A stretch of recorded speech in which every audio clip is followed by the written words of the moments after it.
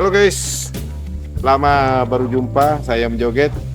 Kebetulan malam ini kita kedatangan paket untuk salah satu rider baru Crosser Makassar. Kita juga belum tahu ini motor apa ini. Yuk kita unboxing, situ. Kita unboxing.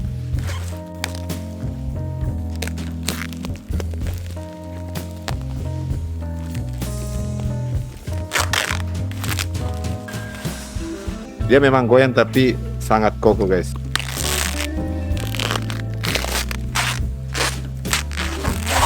Kita bantu dia brother, karena dia sudah tua, sudah pas gerakannya.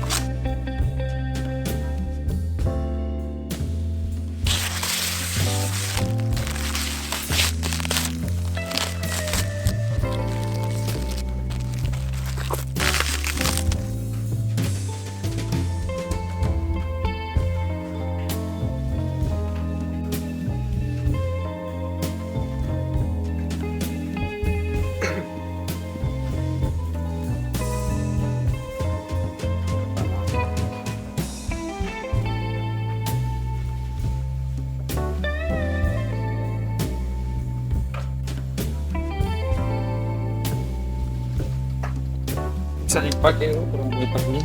Pasti bisa lah. Jangankan itu, ini saja saya bisa pak. Yang mana ya? Ini. Terus yang sebelahnya juga bisa. Bisa. Bisa. Apalagi yang sana itu. Unboxing saja lama sekali waktunya. Karena tadi pisaunya tumpul. Katanya kemarin jelek KTM. Kenapa jelek KTM?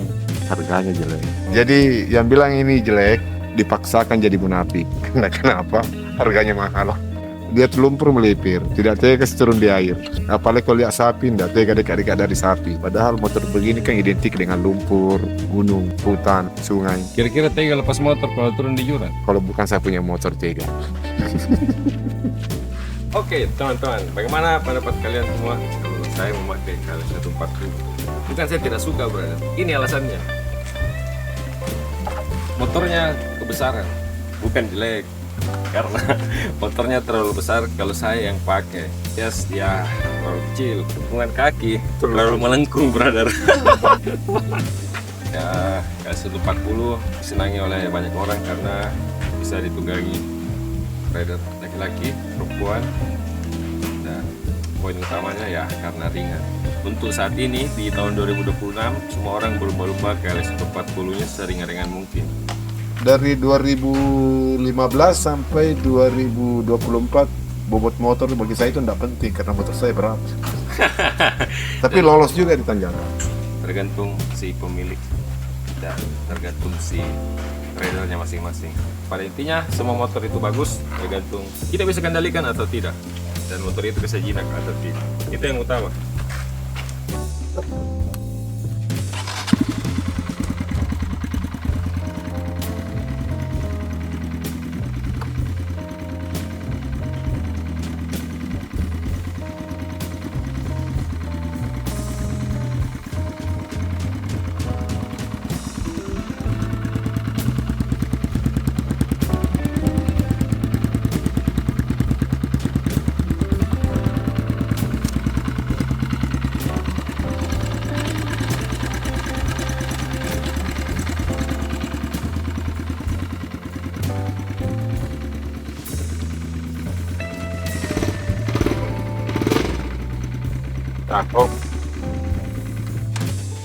Oke guys, kita ketemu di review selanjutnya.